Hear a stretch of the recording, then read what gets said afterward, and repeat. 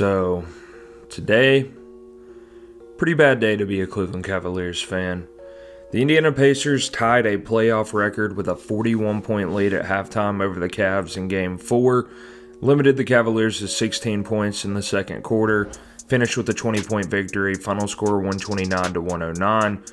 The Pacers now have a 3-1 lead in the series. Game 5 will be played in Cleveland, but Indiana has 3 more opportunities to get the closeout win that they need that will take them to the Eastern Conference Finals, playing the winner of Boston and New York.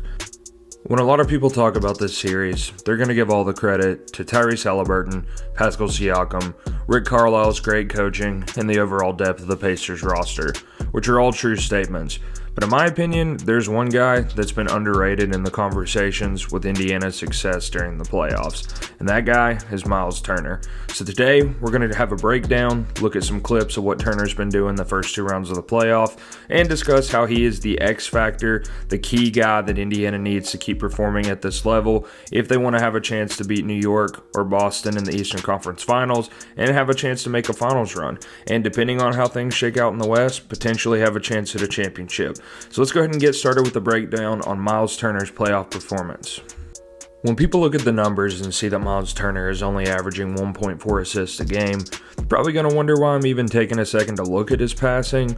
But I think it's more than just the assist numbers, the value that Myles Turner brings in this area. I think a lot of it is how he's there as an outlet for when guys get stuck, a guy that's always out there screening, and when Haliburton, Andrew Nembhard, all of these guys are coming off screens, they need a little bit of space. Myles Turner's there to give them that space, and when they need to kick it out and reset the offense, Myles Turner's always there for that.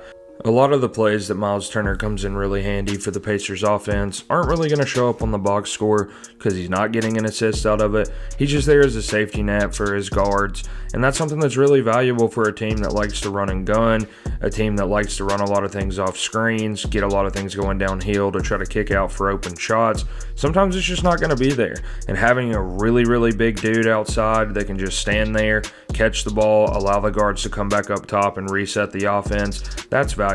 So although there's not going to be a ton of stuff on the box score, there still are some moments where Myles Turner's had some really impressive assists in the playoff or just hitting the next man when he's open.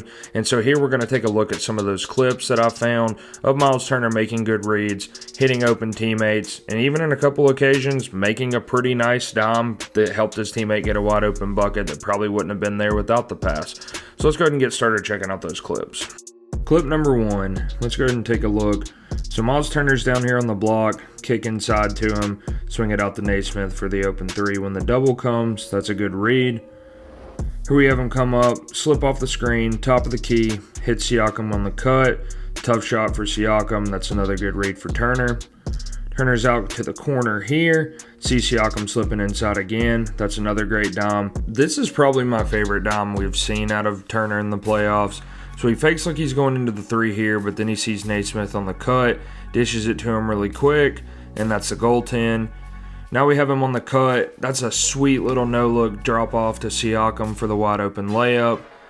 Here, Haliburton gets it to him, and just a little screen dump off to Naismith for the wide open floater. He's great at giving people easy buckets off of those screens, just making the right pass at the right time. It's simple, but it's something that he does consistently. Here he's got a kick to Naismith again in the corner. It does seem like these two have a pretty good connection from everything I've seen. Here he's screening for Haliburton. Haliburton gets it back to him, kicks it out to Toppin. Toppin hits the open 3. Up next, we're going to take a look at everything that Myles Turner does in the post. By the post, I don't just mean straight post-ups. I just mean anything that he does in the lane. Some of these are true post-ups. Some of them are off cuts. Some of them are off pick and rolls. But let's go ahead and take a look at some clips here. I think the easy thing to see with Turner for pretty much any casual viewer is the guy is massive. He can just use his body to get position, but he's got really quick feet. On some of these drives, he had really tough finishes that were very impressive to me. One thing I noticed in the Cleveland series is that Jarrett Allen had a bit of a struggle guarding him, and we'll touch on that later when we get to the next section of the video. But it just seemed like a lot of times, I don't know if Allen got switched out onto guards or what happened, but on a lot of these clips, you'll see Turner has just got a wide open lane to the basket with really nobody trying to guard him. Some of these he gets switched on, like right there he has Kevin Porter Jr. on him. What is Kevin Porter going to do about this? On a lot of these Cavs clips, I saw you had Max Strus switched on him. I don't know how Indiana manipulates these to get him on a guard. Same deal here. He gets Kevin Porter Jr. in front of him. You can see he's just posting up, holding his hands up in the air. That's an ugly little turnaround jumper, whatever you want to call that, but he hit it. Same deal here. He Strus just bully balls him to the rim. Here he screens, he gets Damian Lillard on him, and then just shakes out, shakes back in. That's a lot of great movement there for a really, really good dunk. I'm a big fan of how Turner moves around and tries to get himself open just to get good shots. Here he just bully balled Jarrett Allen all the way down to the rim, which was pretty crazy. You don't really expect Jarrett Allen to get bullied, but Myles Turner, he's been cooking, the first 4 games of this series, and it doesn't seem like the Cavs have a great answer for him. And it's like right there, he gets Okoro switched onto him, easy bucket. So we can see here he's cutting. Great off-ball movement there. Absolutely booms on the entire Bucks team when they come to try to stop him. And it's just his threat being out there. Here's a little off-ball screen. Halliburton comes over like he's going to use it. Turner reads that he doesn't. Cuts to the basket. When Toppin misses an easy look, Turner's there to clean it up. Here's a tough finish over Giannis that probably should have been an and one, but he got it to go. Little lay in transition off the McConnell assist. Here he's just in the lane. I don't know what that jump shot was. Little two-handed push jumper, but it worked. So, overall, Myles Turner's finding a way to get open, finding a way to make an impact in the lane consistently. And that's about all you can ask for out of your big guy. But he has more in the tank, which we'll look at next. Now we're going to get to the element of Turner's game that I think has been one of the most exciting things we've seen out of him in the playoffs. That's his three-point shooting. So Myles Turner, after a 4-for-4 performance last night from 3 in Game 4, is up to 44.7%. He's hit 17 of them in the first 9 games of the playoffs, which is super, super helpful for an Indiana team that's already loaded with shooting, loaded with playmakers. Myles Turner being able to get out and hit shots is huge. Some of these shots are really, really impressive because he's not just catching and shooting.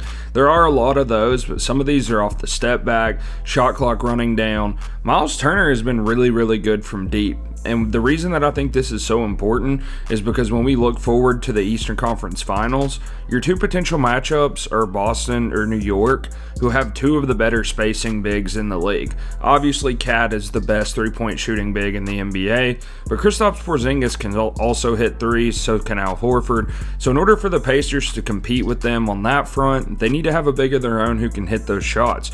Myles Turner's been doing it. 44.7% is a great percentage for a really big guy who doesn't really rely on threes. He's hitting about 2 a game, but obviously last night we saw he can get hot, go 4 for 4, and that's a really, really big performance.